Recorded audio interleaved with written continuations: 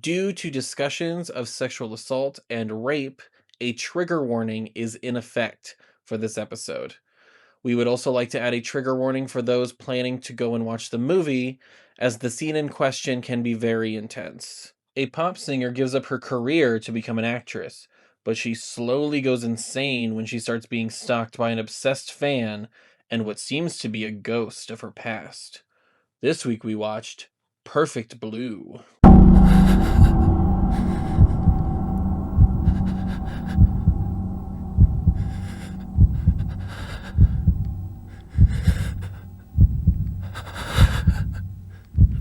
Hello?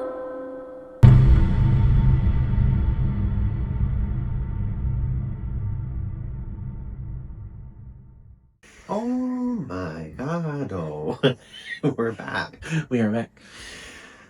This is another episode of Horror Legend Yes. with Grease. And Legend. Yeah. Yeah. We got a lot of negative space behind us. The only space I occupy is negative.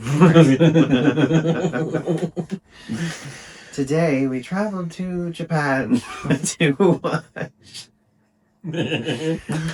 our first anime horror. Yes. And the thing is they like to classify this movie as horror. It's more of a thriller, but yeah, they do classify it as J horror, Japanese horror, and I would say in some aspects, but it is mostly a thriller. Yeah, which is fine. I mean, it's got some horror elements. Yes, definitely, yeah. And it has inspired other horror elements. Yeah. And it has been stolen by some people. It's been stolen by people. We'll get into that. Persons or people. But yeah, we watched Perfect Blue. Perfect Blue.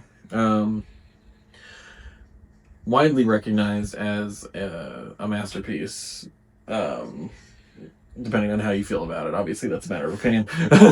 Widely recognized as a masterpiece, but it's okay to be wrong. I'm just kidding. So if you don't think it is, you're wrong. I'm just kidding. I generally am not like a huge anime fan. See, I do like anime. I'm just not an avid anime watcher. I mean, I guess some of it, I have liked some of it. Yeah. But not a lot. Generally, I like anime movies like this. I don't care for Miyazaki. And Miyazaki is, I mean, I don't even count that because it's just incredible. Beautiful movies. But but like serialized anime, like I hate it. Honestly, I tried like watching like One Piece and just all of those. You know, I mean, especially like. I had friends that would watch Dragon Ball Z when they were high. I never got into Dragon Ball Z. I hated it so much. When I was a kid, it was obviously Pokemon. I hated that. Yu-Gi-Oh! Well, I like Team Rocket a lot. Oh, hell yeah. I mean, it's not Jesse and James. Yeah, when I was a kid, it was like Pokemon and things like that. And then my first anime movie was one my mom showed me, which was Ghost in the Shell.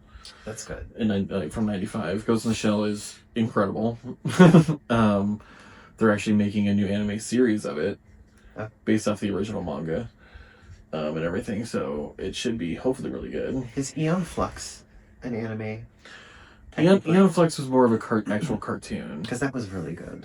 Because that was on MTV. It was more of an actual cartoon. Oh, do you know what I watched that was an anime that I loved? But I saw the entire series. Aeon Flux was another one from my childhood. That Beautiful. Was fucking crazy. I used to stay up late to watch it on I loved MTV. The season where nobody talked. Yeah, it was so good. When they started talking, it was like, okay. It was like nobody talked. It was crazy. It was much better when nobody talked. And the live action, of course, because the live action in any of those was awful. Not great. It was god-awful. But the only anime series I watched, and I fully watched the entire thing, and I loved it, and it's incredibly depressing, is Evangelion. I've heard good things about Evangelion. Yeah. Neon Genesis Evangelion. It's depressing, but it's good. Yeah. Because I only recently, I'm almost completely caught up on, My Hero Academia. I kind of started One Piece.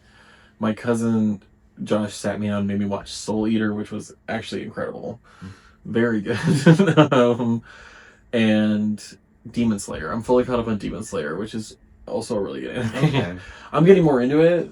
I watched Death Note. I like that actually. See, I actually have now watched a few episodes of Death Note, and I want to watch more of it because I liked it. And then I watched like the ones that were like considered super girly. I can't. Or on High School House Clown. No, I can't remember what it was called, but I loved it. It was about. Oh yeah, there's a whole like writers team. It was like 3 women, and they wrote like a bunch of manga that I really enjoyed. I can't remember the names of them right now. I mean, if you know the names. Yeah, well, there was one where it was like a witch, and like it was so good. But then like they they also did one where it was like all the animals from the zodiac that came alive, and like but they were also people. It was really good. Oh, I can't remember what it was called. That sounds familiar too. Yeah, they were like the ones that were considered like for girls, and like I loved them. So. Well, I will say because like Clamp was the name of the writing team. I think. Okay, that sounds right to me. So if you know the writing team Clamp and can identify those, put it in the comments. They're all good. All the series were good. They're super cute. So like super cute. Yeah, I want to get into more. Yeah. I mean, we'll see. I only because this is my second time watching Perfect Blue. I only seen it like maybe a few months ago for the first time after hearing about it for literally ever. Because it just it pops up on like everything. It's like a watch this movie. Of course, it pops up with Paprika, which is another movie by the same director. I want to see that too. I want to watch that too. That one's not horror, but it is very metaphorical and kind of holds a mirror to society, like Japanese society and things like that. Like this does too. Yeah, definitely. Especially like this one, especially with like image and how people are perceived and like shaming people because various things exactly that have nothing to do with them as a person. Exactly. But yeah, we watched Perfect Blue. It's directed by Satoshi Kon. I believe said passed away in 2010. Oh, really? He was only like 46. Oh. And yeah, he also did Paprika, which if anybody's seen Inception, which I'm pretty sure most people have. I haven't. You've never seen Inception? I haven't seen it. I tried watching it and I didn't like it and I turned it off. But I could give it a go again. I think I was watching it and it seemed pretentious to me, so I turned it off. It seemed like it was insisting upon itself. It insists upon itself, Brian. It insists upon itself. What does he say that about? Isn't it The Godfather? Which I have not seen. It insists upon itself. And it's like, The Godfather? It insists upon itself. Okay. It doesn't insist upon itself. The film industry insisted upon it and made it that way. Yeah. But The Godfather's a good movie. I will say, Inception is a good movie. Okay. But I do give it to people that, like, everybody was like, oh, it's so confusing. I don't know what's happening. I'm like, literally, the entirety of the dialogue in that movie is explaining to you what's happening. I understood what was happening. The entirety of the dialogue written in that movie is holding your hand through the entire movie. Yeah. This is why my favorite Nolan movie is The Prestige, because that movie doesn't hold your hand whatsoever. You are guessing what's going on in that movie. It's a good movie. And the reveal was so good at the end of the movie of what was really going on. Yeah. Inception, if you listen to the dialogue, the entirety of the dialogue in Inception is it explaining them to you. I just like David Bowie in The Prestige. Oh my god. I'll watch anything. David Bowie as Nikola Tesla? Yeah. Who would have thought? I'll watch anything he's in. 100%. I watched The Man Who Falls to Earth, which is kind of painful to watch, but it was a... You okay? Dying? Actually, when I went and saw... Because I went with a friend to see John Waters' Hairspray recently. One of the movies that was coming up as like a classic movie was The Man Who Fell from Earth. Yeah. Man Who Fell from Earth, right? Man Who Fell to Earth. To Earth. Good movie. David Bowie. But Inception, if you've ever seen Inception, there are actually a few scenes that are recreated from Paprika because Christopher Nolan took a lot of inspiration and a lot of homage to Paprika and Inception. Homage. And inspiration. Actual inspiration and homage, as opposed to something we'll talk about in a little bit with Perfect Blue and another movie. Actually, in a couple movies. Oh, yeah. But he was a very influential director when it came to anime films because, you know, a lot of directors now have taken inspiration from his work because he was a really good storyteller. And the visuals of his movies are crazy. Yeah, that was beautiful. Like, Perfect Blue came out in, what, 97? Yeah, 1997, and, like, still the animation is beautiful. Yeah. I love that anime, like, 90s anime animation. Yeah. And I'm really glad that this new Ghost in the Shell series they're doing is going back to that kind of 90s looking. Like, that's cool. It looks like fluid like now, Yeah. but the style of the characters in the animation is very 90s. Very, like, flat paintings. And, it kind of looks like that. That's Yeah, cool. and it probably like it's like drum and bass in the back of the trailer, all like 90s like rate like that's cool. But yeah, Perfect Blue, Satoshi Kon, 1997.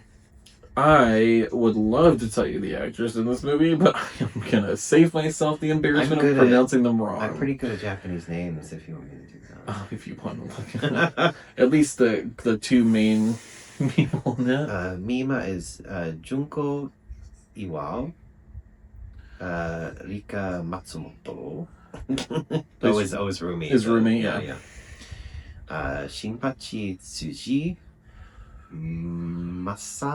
Masaaki Okura, Yosuke Akimoto. And there's a lot more. Yeah, there's a lot more. But they're not people who I'm familiar with. Those are the main people. And I love it because, like, I know when I first watched this, I watched it in Japanese. We started watching it. And of course, it automatically... Sounds terrible. It sounded terrible. It automatically went to the English dub over. Yeah. And, like, sometimes the English dub is really good. Sometimes. Rarely. Depending on the voice acting. But especially for 90s anime... like most of it is just people reading lines without context. Without context. So... Because, like, even the Ghost in the Shell, like, I don't think I've ever fully watched it in Japanese. Yeah. And, like, the English one isn't bad. But it's so monotone. It's always monotone. It's so very monotone because it is without context. They're reading it off of a script that's just like say this. Yeah. And Japanese voice actors are very expressive. Yeah. Very expressive. It's not like who were we just talking about? Miyazaki. Who gets specifically like good actors, like actual like actors to do it, and gives them the entire script. And they know what's going on. Exactly. Yeah. But yeah, Perfect Blue, Satoshi Kon, 1997. We can take this away. All right. Is it plot? Is it plot? Mima Kirigoi decides to leave the J-pop idol group Jam. With an exclamation point. Jam. It's like wham. I guess. To become a full-time actress. Many of her fans are dismayed by her change from a clean-cut image, particularly an obsessive fan. Which, like, nowadays, the pop star to movie star pipeline. Oh, yeah. Pretty seamless. Yeah. Lady Gaga. Lady Gaga. Charlie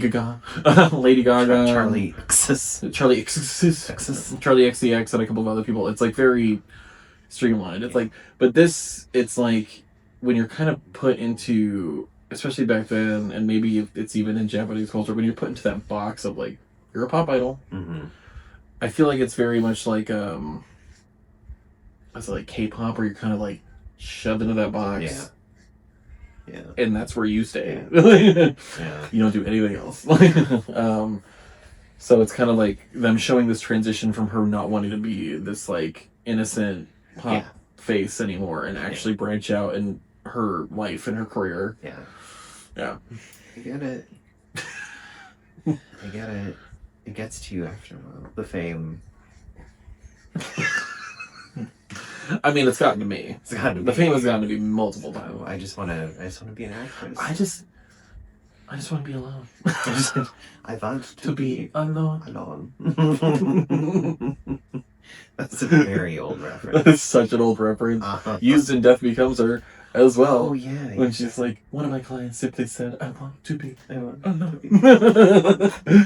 Oh, by the way, Isabella Rossellini is still so stunning because she's in that new show, and I don't watch the show, but I saw clips of it. Yeah, she's incredible though.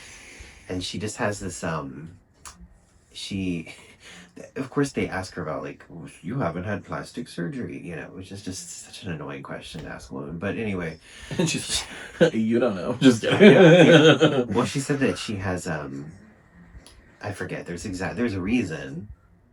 Plus, she just has a fear of doing that. I wouldn't want to do it. She doesn't want to. Not shaming anybody who does, but she's gorgeous. She looks gorgeous. Oh yeah, she's still she's beautiful.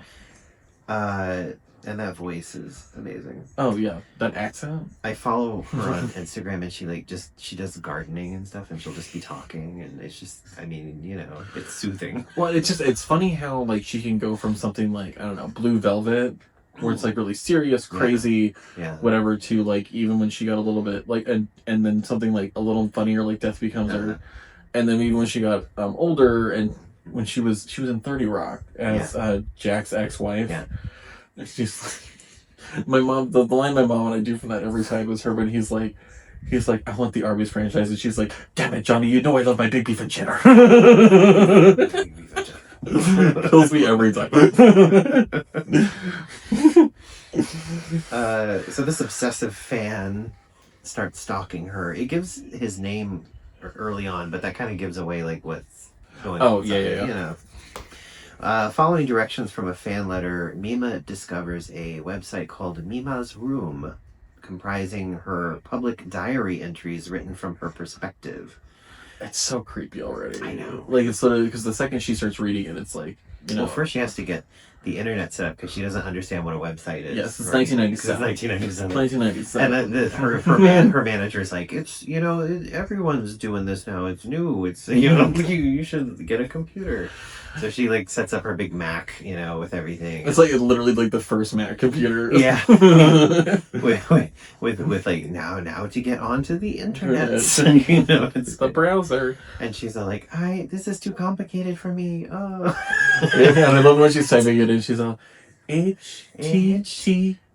And then it just comes from there.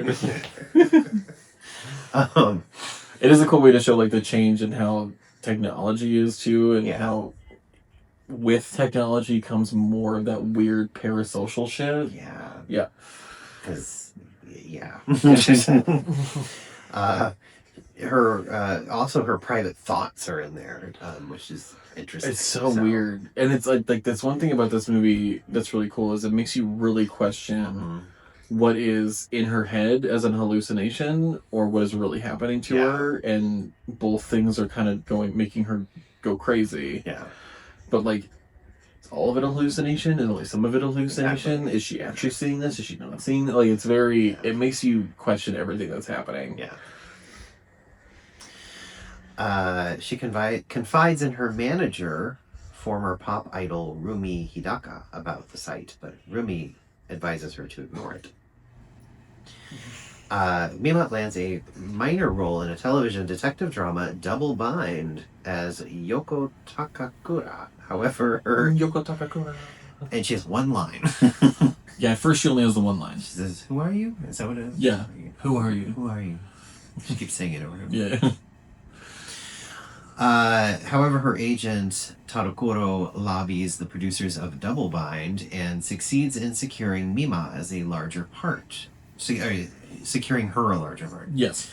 Through her new role, requires her to film a rape scene at, and we have to put a thing on this now, at a strip club. And I will say to, because I'm gonna put a trigger warning at the beginning of this. Yeah. And I'm gonna say it now too. But the rape scene in the movie before you watch this movie is actually, it's pretty, even though it is like it's acting, like they're acting like it's a cartoon. It's a cartoon and they're acting as if they're doing it. It's not like an actual rape scene. It's like them acting in a rape scene. It's still pretty intense. Yeah. The way that he films it is still it could be pretty triggering. Yeah.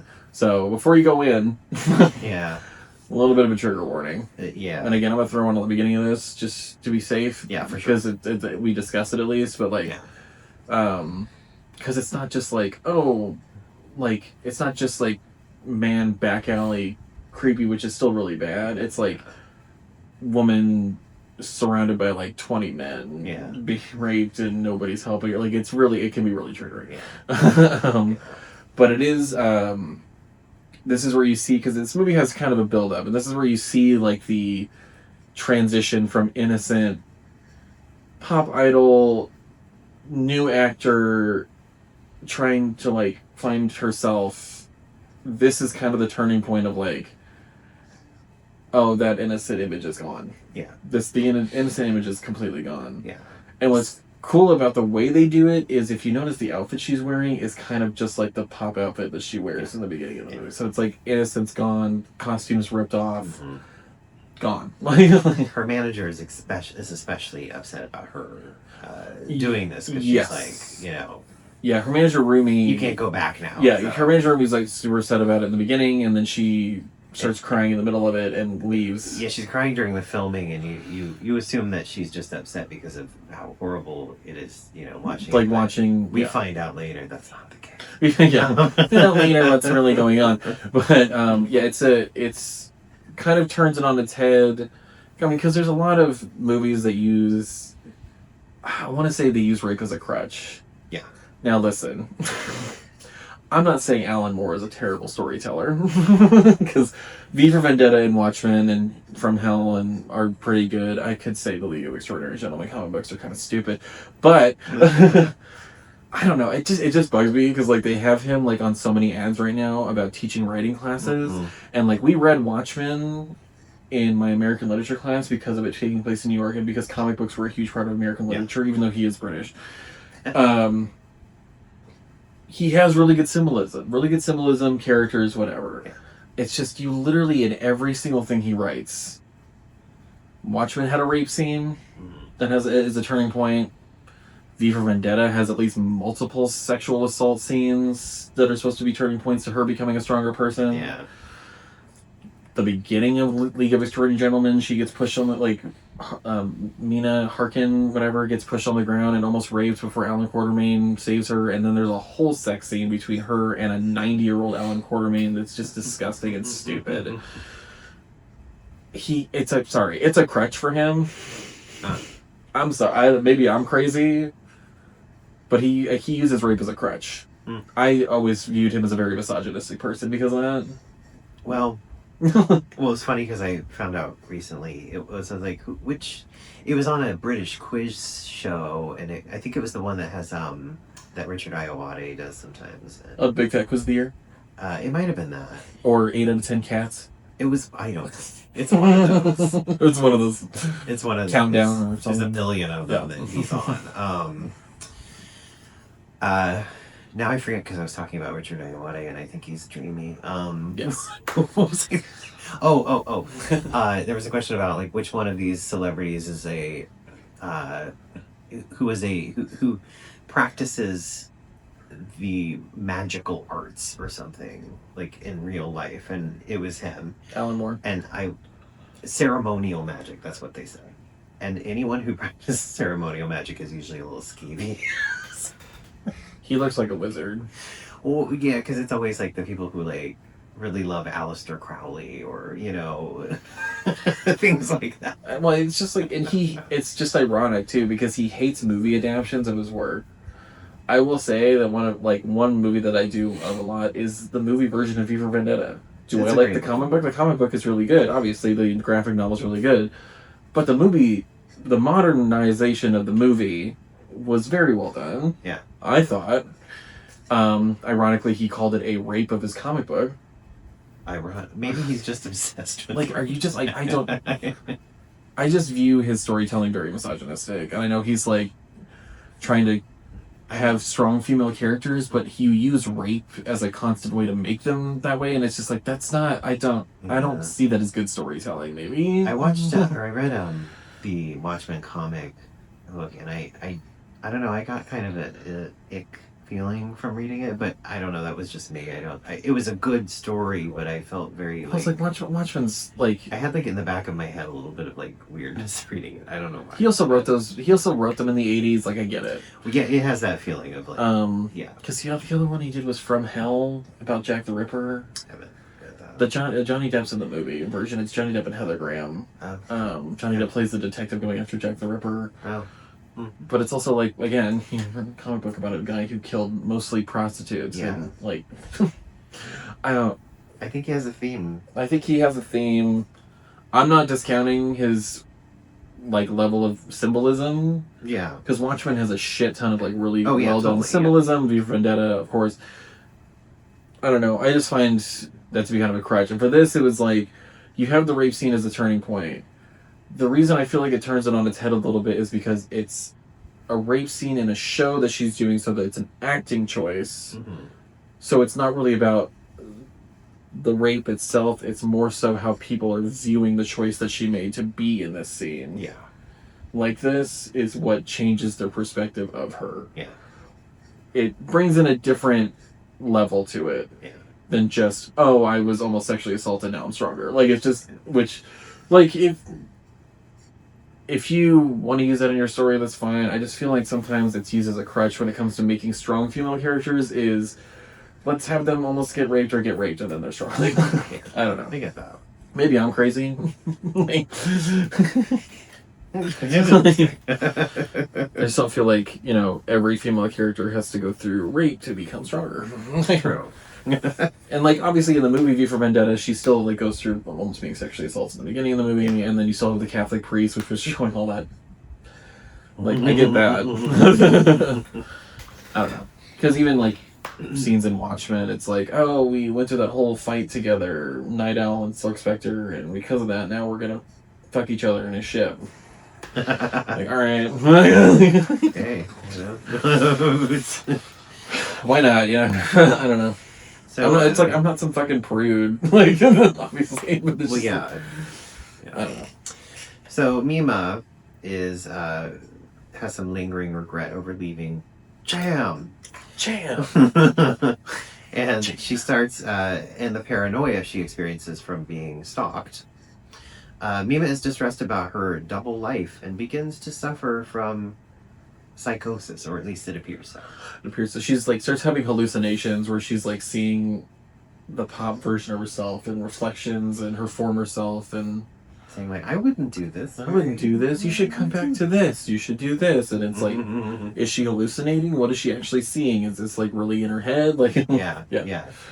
Because then she's also on top of seeing those things, getting actual things from like the stalker that's like says like traitor, you're this, and now she got facts. She had the facts, and then the kids that like threw a bunch of stuff at her on stage in the beginning of the movie. One of them gets hit and run and killed. Yeah, so that was the and first. That newspaper thing's taped up in the elevator, and that stalker's smiling at her while she's seeing it. Like, so she's got the real stuff mixed with the psychological thing. So she even is questioning what's actually real and what's really happening. Yeah. A string of murders is committed, all against people who have been involved in Mima's acting career in some respect. So it's her. It's the screenwriter. From the movie who did the rape scene. Yeah, because they skip here. Then she ends up doing a photo shoot with a guy, and like one of her friends warns her about him because he ends up getting everyone naked. He ends up giving everyone naked, and he's like creepy and weird about it. And so she ends up taking like a nude photo shoot for this guy who's like weird and like. Do you notice that all the people who were deviant or weird or there's something wrong with them in the movie, their eyes are really far apart? Oh yeah. I don't know if that's a cultural Japanese like signal of a character. I don't really know. But yeah, I noticed that a little bit. But yeah, she does that photo shoot, and then he ends up getting killed. The photographer ends up getting killed. I forgot how he dies, but the producer's stabbed. The screenwriter, the producer has his eyes gouged out or something in the elevator. In the elevator, and then the other guy is stabbed to death with an ice pick. That's what it is. Mm-hmm. He's stabbed to death with an ice pick, and it looks like it's her doing it. And then like because it really actually shows who's doing it. It looks like it's her. It looks like it's her, yeah. Vaguely. Kind of shadow. And then her stalker, who has like all those pictures of her on his wall, who then bought all the magazines of her with the nude images and stuff, seemingly to protect her, is now being talked to by the hallucination that she sees or whatever, and basically is put onto the path of, I'm the real Mima. Yeah. The one that you're seeing is a fake. Yeah. You should kill her. Yeah. Because if you don't kill her, then I'm not going to be able to come back. So he's like, it probably goes into that. Yeah, like, Mima ends up finding evidence in her closet, bloody clothes, and a bag, suggesting of the photographer that she actually did it. Yeah. So her increasing mental instability makes her doubt her own memories and innocence, as she vaguely recalls brutally murdering photographer Murano after he implored her to allow him to take naked photos of her. Yeah. And she's like, did I really do this? Did I not really do this? Yeah. Like, am I dreaming? Am I not dreaming? Because then it starts going, and it's really interesting how it goes. And like, she just keeps waking up in her bed, and like the days, like she doesn't know whether the days actually happened or like what actually happened. Or it's like weird psychosis stuff. Where like, it's. I mean, really, she's being gaslit the whole time.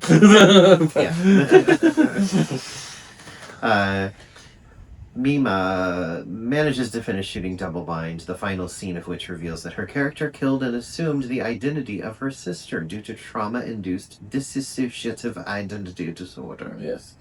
Or as they say, multiple personality syndrome in the movie, which it used to be called multiple personality disorder, but that has since become dissociative identity disorder. Yes. They use both in the movie.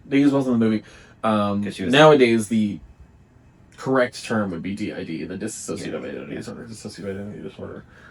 And even then, when you see her, you don't know it's a scene in the show that she's shooting. It looks like she's actually in a mental hospital, and they're like talking to a doctor and talking about it. It's cool like, the way they filmed or animated that is cool because it makes you think like, oh no, she's actually like in a institution. So this whole thing was her like just she thinks she's a pop star.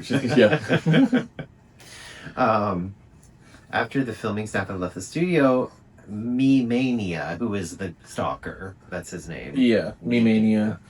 Acting on emailed instructions from the real Mima to eliminate the imposter, corners Mima and attempts to rape and kill her.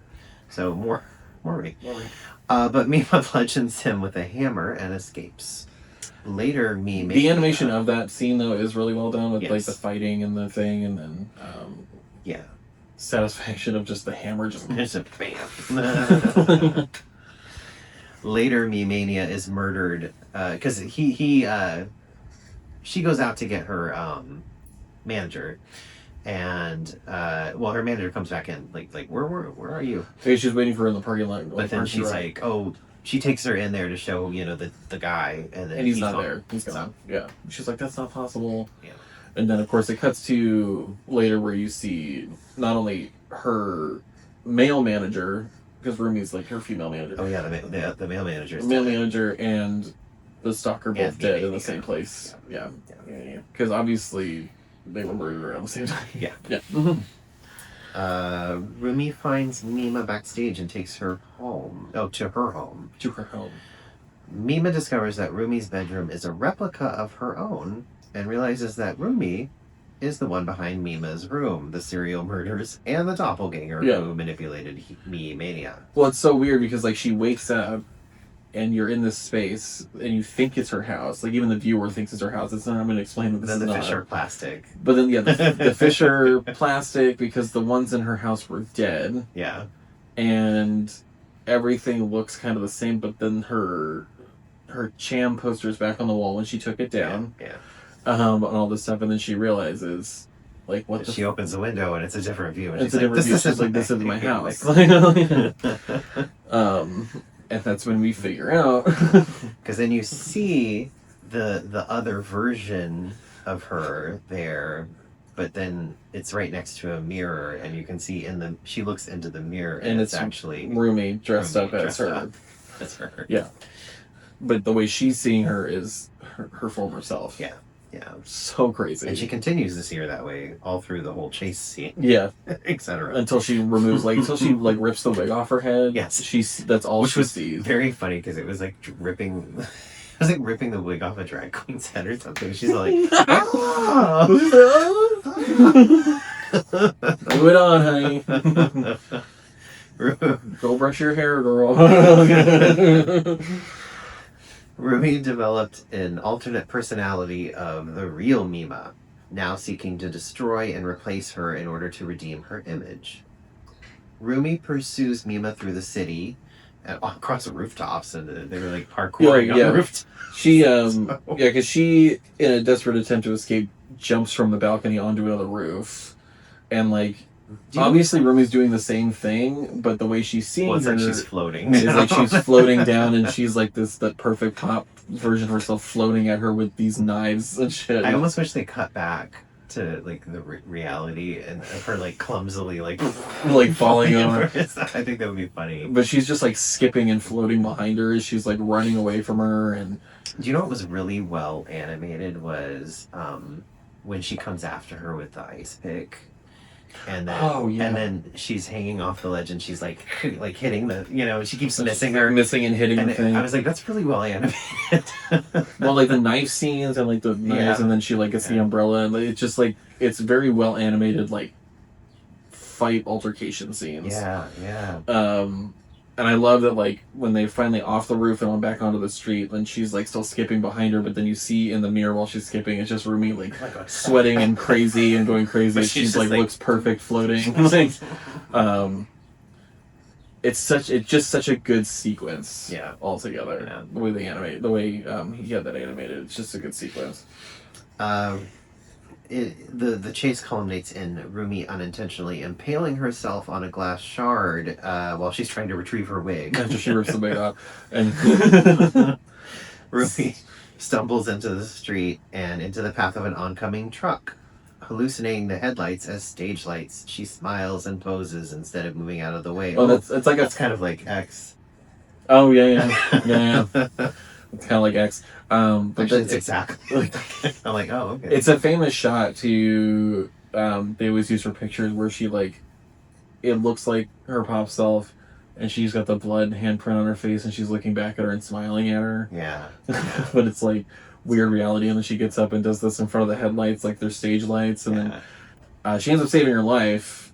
Yeah, Mima jumps out and saves her. Definitely would have let her die. I would never have done that. Nope. Insane. You can die, man. Well, and it's very much it's like Psycho. Mom's personality takes over. In this, it's the personality that she created of the real Mima. Yeah, really. The personality that she created over her takes over, and the real Slim Shady. Sorry. But yeah, the personality takes over, and then I think at the end the doctor says we see her real self occasionally, but this personality is in control. Which is very much like Psycho when the mother's personality takes control. Yeah.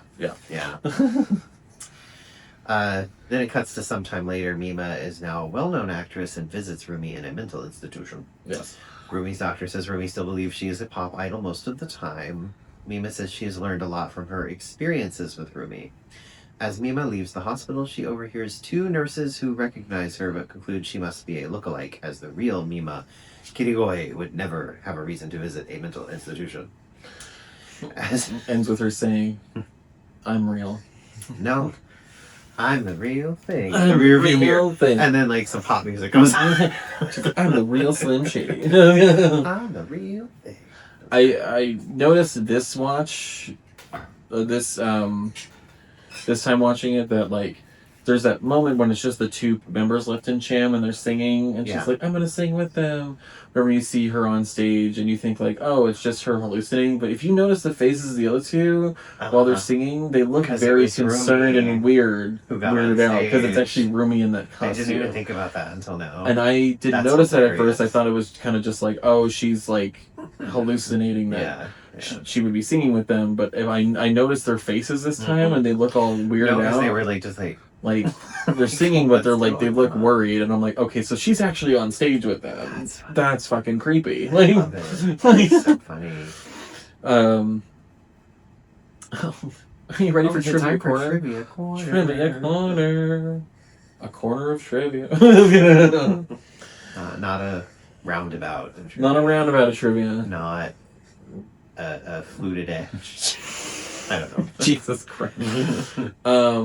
So the film was actually originally conceived as a live action feature, but became an anime when several backers abruptly pulled out in pre-production. Oh. Well, someone ended up making it a live action later anyway, so... We'll get into that. The film is based on the 1991 novel, Perfect Blue, Complete Metamorphosis by Yoshikazu Takeuchi. The novel's sequel, Perfect Blue, Awaken from a Dream, was released in 1995, 2 years before the film was released. I kind of want to read it now. If it's an English translation. I don't know. Yeah. The film's original 35mm camera negative was accidentally destroyed. As a result, all copies are sourced from lower quality prints. Oh, you know what? I know about this. Because this is another trivia thing. Maybe I'm thinking of a different movie, but I swear it's this one. Is that... Oh, wait, no, it's a different movie. Never mind. Wasn't that Nosferatu? Ignore me. No, it was that someone on staff had a copy in their house. Oh. And they weren't supposed to have it, but then it ended up saving the production of the movie. But it was a different movie, not this one. I remember, because I remember Bram Stoker's wife tried to have all the copies of Nosferatu destroyed at some point. Cause that was... Do you know what it was? What? Toy Story. Oh my god, I forgot about that, because they had a bunch of copies that... A woman had it at her house. That's hilarious. They're like, you weren't supposed to do this, but she's like, you saved the production. The choreography from Mima's group Cham is not in unison. This is intentional to keep the realism of the film. So they intentionally made it a little out of unison to make it look more real. Satoshi Kon was allowed to deviate from the original story of the book as long as it contained an idol singer and a stalker. He could do anything else. Oh, okay. So I think I don't know the original story. Whenever you keep saying his name, it sounds like it's like a Kon, you know? Oh, yeah. It's like Satoshi Kon. Come down to Satoshi Kon. At around 20 minutes when Mima is taught about how to use the internet, the browser used is Netscape Navigator. At the time of the film's production, Netscape was the most popular internet browser on the planet, but gradually declined in popularity over the following years, and development for it ultimately ceased in 2008. Oh. And then Internet Explorer was not far from behind that. Yeah, I know.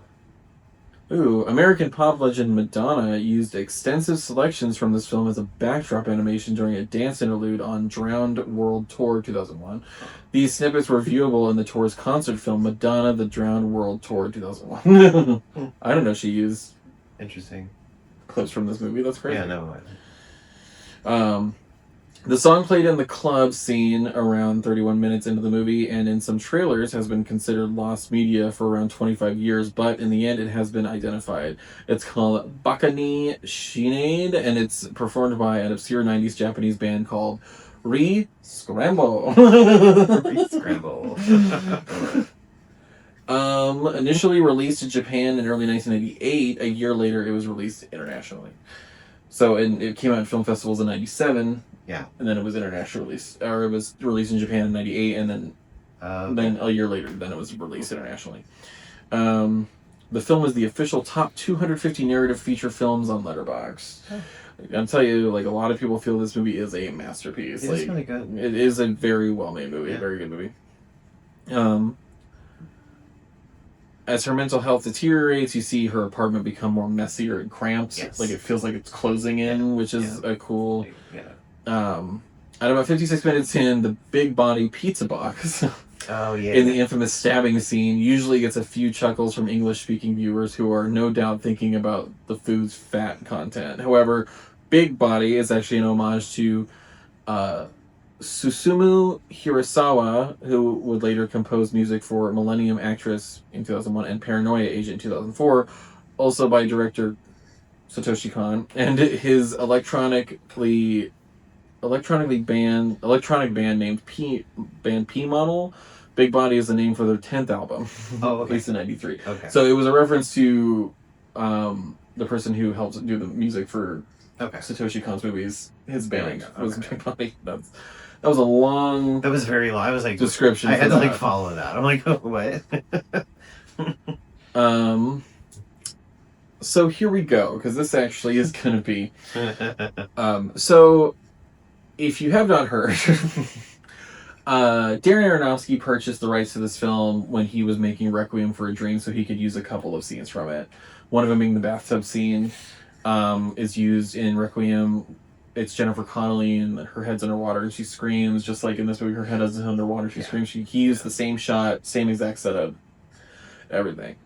The issue was that was homage. Yeah. The problem is when he was making Black Swan, he did not make a purchase of this movie's rights again, and he pretty much ripped off the entire story. So he has denied this multiple times, but it pretty much, because there's also the thing where in some interview he has said that he wanted to make a live action version of this movie, that he basically ripped this movie off for Black Swan. And he's like, it's really based off Swan Lake. Well, no shit, that's the ballet that they're doing in Black Swan. Yeah, none of the plot is the same as Swan Lake. And this, she didn't get turned into a swan. Yeah. By a wizard. No. None of that happened. I don't understand.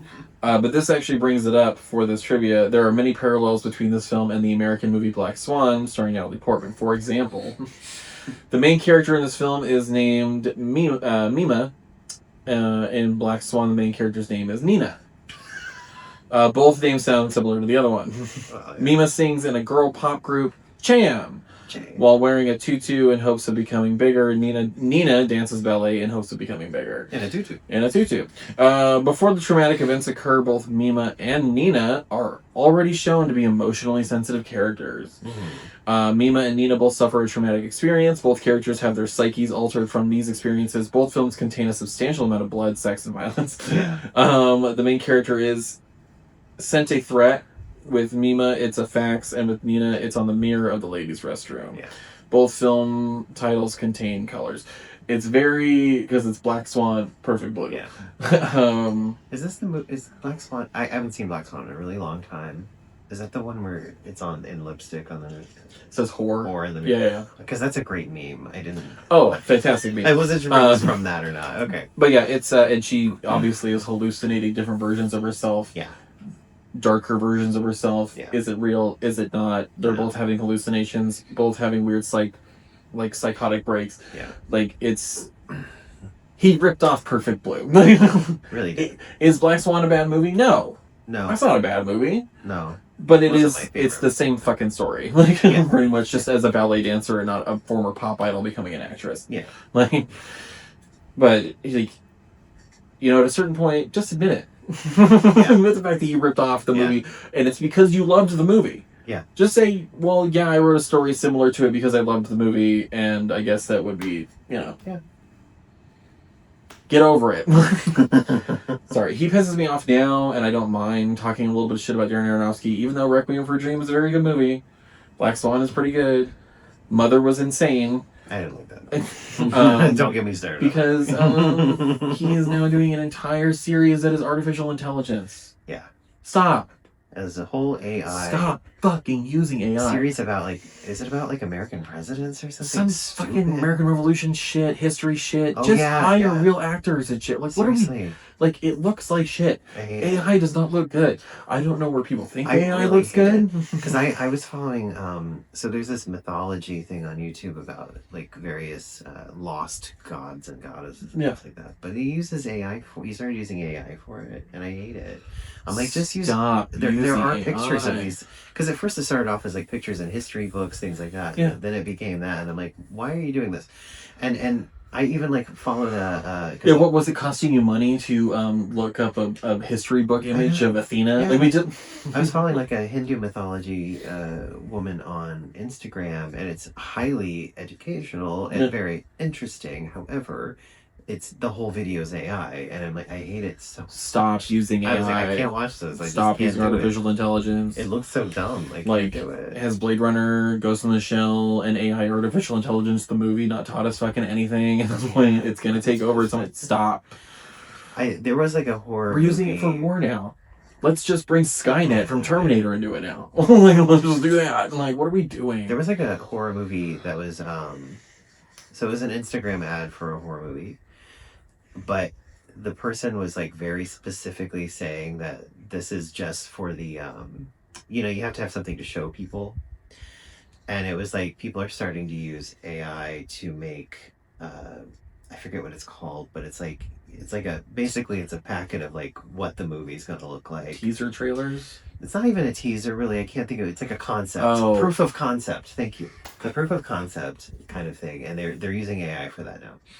And they were very specifically saying, like, this is just an industry thing now, and I'm doing this, and I'm showing it to you. It doesn't have to be an industry thing. I know, but they were like, I'm showing this to you, and, like, the movie is not going to be AI. Stop telling me that. I would like to tell people to go look up Blade Runner and Star Wars concept art. Why? Because Sid Mead was a genius. Well, here's the problem. Here's the problem now is all of that costs money. And people are like, how can we not pay somebody and get this done? Oh, yeah, because studios are dicks.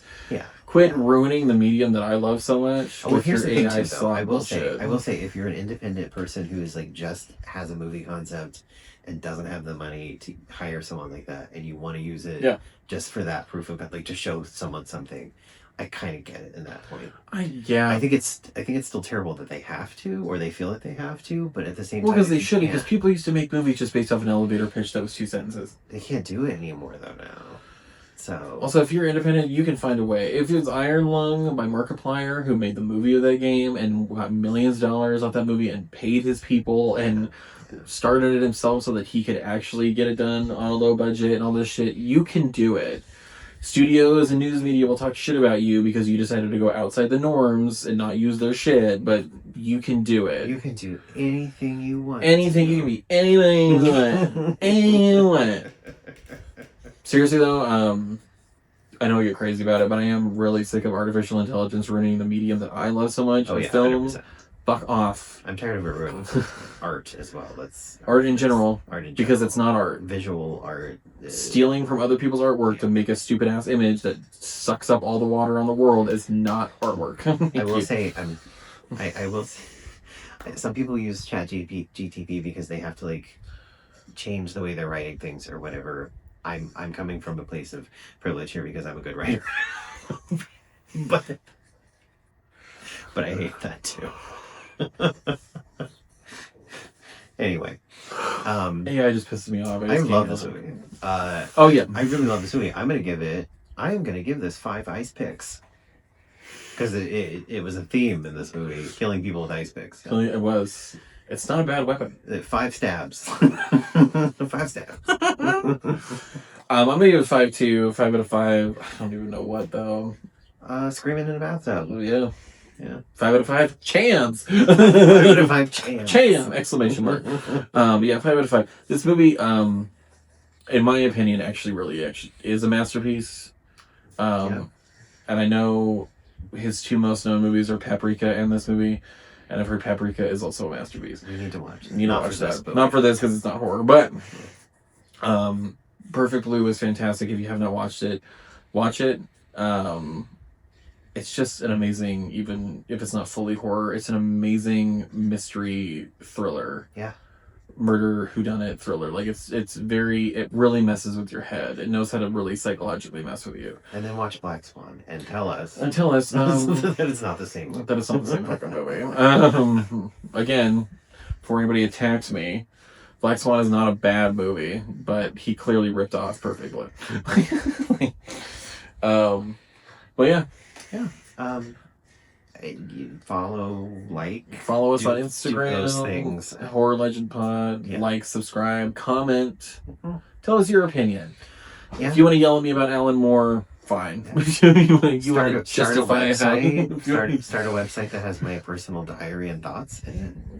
Whatever you want to do. Follow me down the street. Until next time. Start killing the producers around you. Just kidding. Until next time. Ja mata. Bye.